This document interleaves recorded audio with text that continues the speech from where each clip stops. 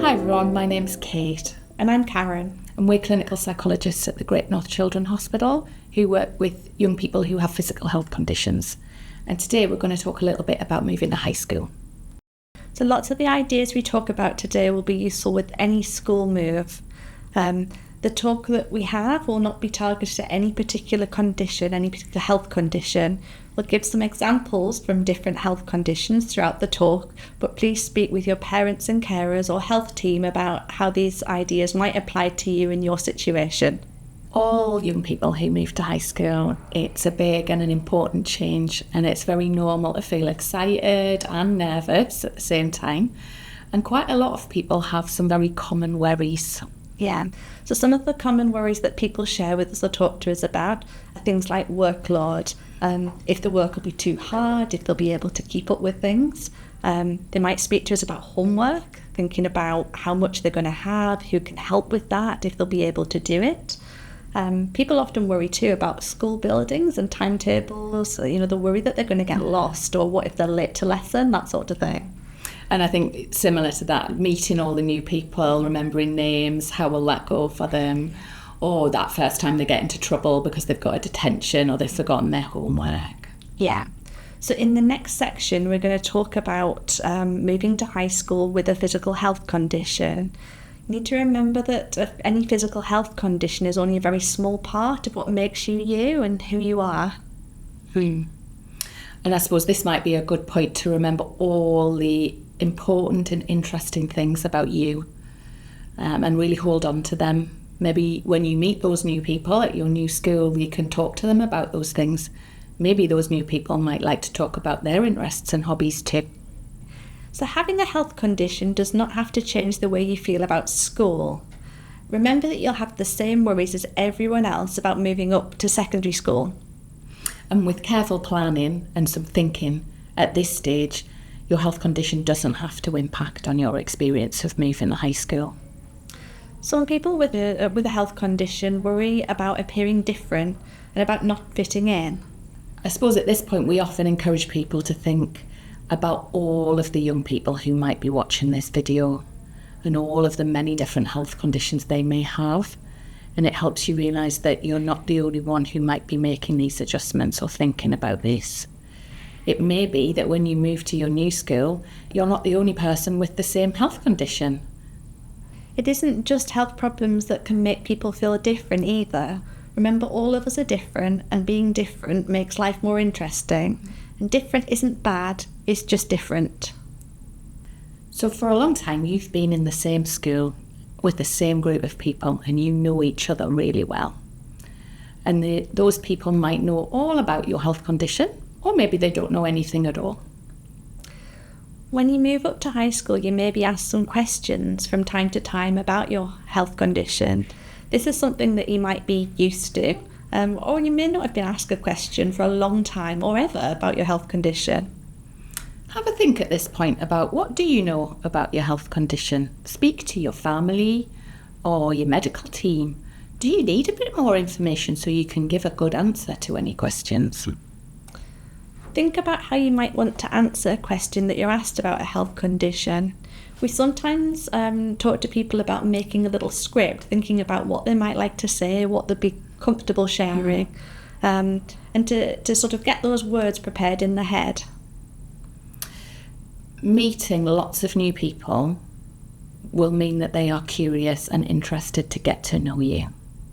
And they will be curious potentially about your health too. For example, if you had a scar, you might feel comfortable telling somebody about how you got this, and maybe also reassuring them that this isn't something that hurts you or bothers you anymore. You might then just be able to move on from that. You could use some of your hobbies and your interests to kind of divert that conversation if you felt that that was enough to be said.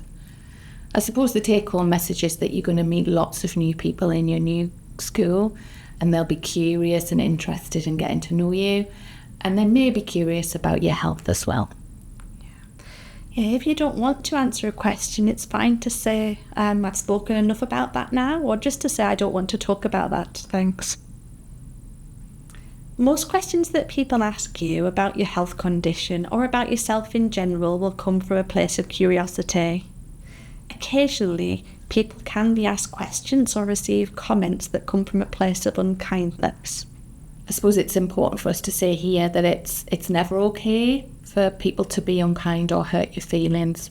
And if you do have that kind of an experience, there's bullying that you're experiencing at school, it's really important that you tell someone, that you don't just sit on it.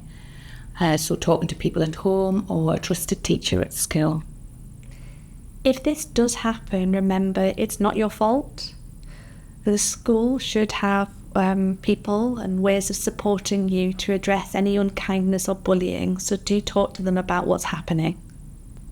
As you start your new school, it will probably be necessary for you to take medicines or equipment into school for you to use when you're there. So for example, if you have cystic fibrosis, you might need to make sure you've got your crayon for when you're eating your lunch. Or if you have diabetes, you might need to make sure you've got all your equipment so you can test your blood or give insulin.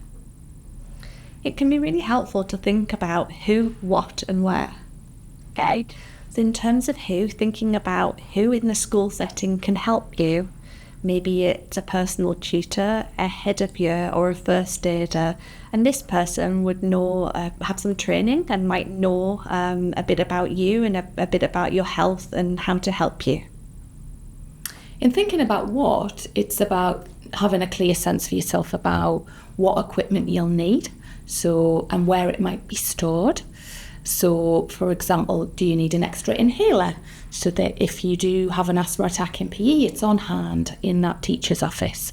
Or maybe you've run out of your stoma bags and you need to change them, so you need an extra stash somewhere. If you're not sure what should be in a pack to take into school, talk to your team. They'll be able to help you think about what important equipment you might need. And thinking about where, it can be helpful to think about the school environment, thinking about spaces that are helpful for you to manage your health condition, perhaps things like having a private space to do something like an injection, or perhaps having things like access to a toilet if you were to need this. It's a good idea to start to think about how you might tell teachers about the fact that you need to do some kind of physical health care, whether that's accessing a toilet or doing something like an injection.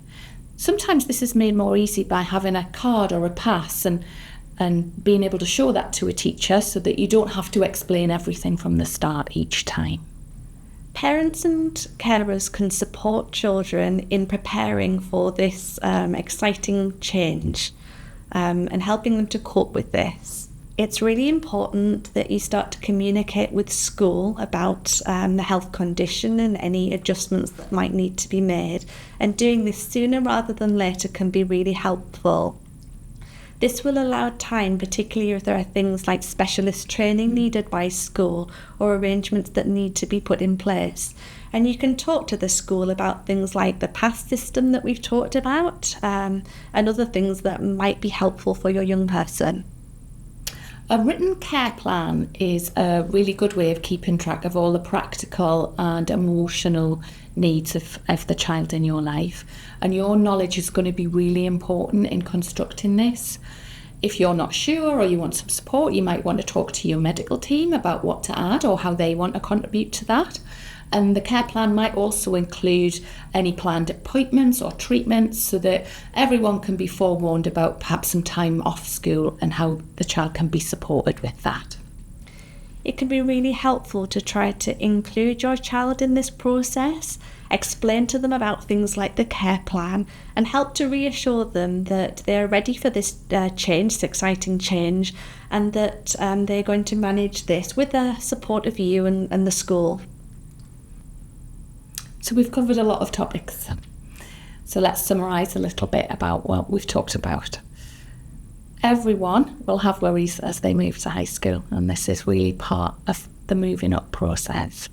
If you work together with family, the school, your health team, you can feel ready that your health condition isn't going to impact too much. It will take time to settle in, and some bumps in the road might be very normal. Remember to talk with parents and carers and key people in your life about the adjustments that you need to be made along the way. This will ensure that moving up to high school is a positive experience for you and that your health condition can be managed in this setting. If anything in this video has worried you, speak with parents, carers, or your health team, or perhaps somebody like a GP about these things. They would be able to help you to think about your concerns and to help you to get some extra support if this is needed. So thank you very much for watching our video. There are lots of other videos on our website that may be of interest to you. Have a look. And the last thing we want to say is the very best of luck with high school.